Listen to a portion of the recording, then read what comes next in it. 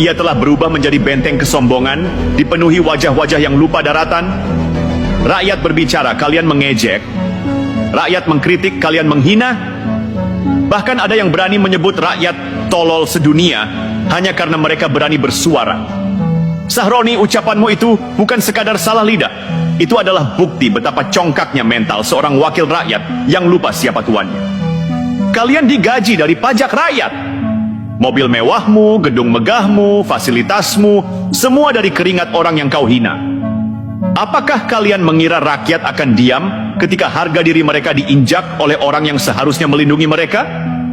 Apakah kalian kira demokrasi ini milik segelintir elit? Luka rakyat sudah terlalu lama dipendam.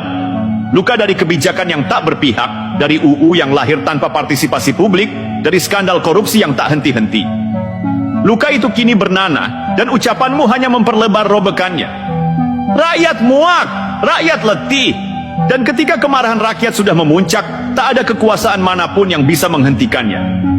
DPR harus sadar, kalian berdiri di tepi jurang kepercayaan.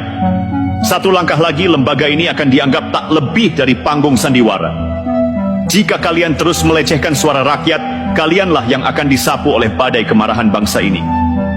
Sejarah selalu berpihak pada rakyat, dan kursi empuk yang kalian pegang hari ini bisa menjadi mimbar kehinaan besok hari.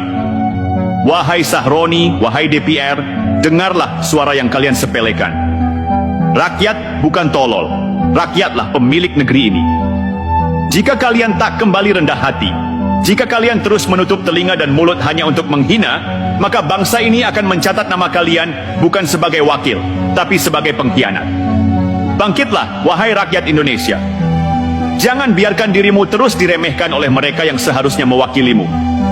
Suara kita bukan sekadar angka di bilik suara, suara kita adalah nyawa demokrasi.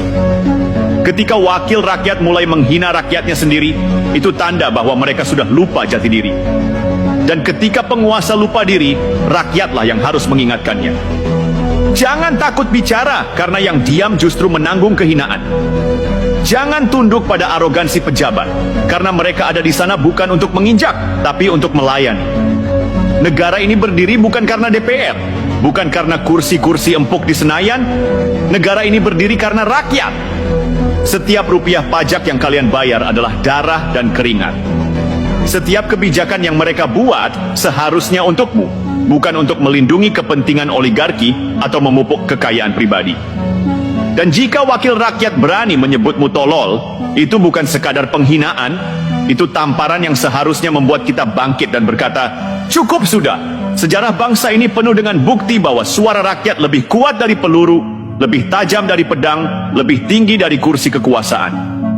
Dari zaman penjajahan hingga reformasi, bangsa ini selalu bangkit ketika hak rakyat diinjak. Dan hari ini kita dihadapkan pada kenyataan pahit. DPR yang seharusnya terhormat justru menjadi panggung cemoohan.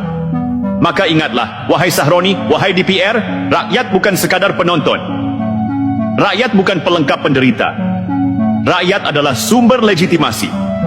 Tanpa rakyat, kalian hanyalah nama-nama kosong di balik meja rapat.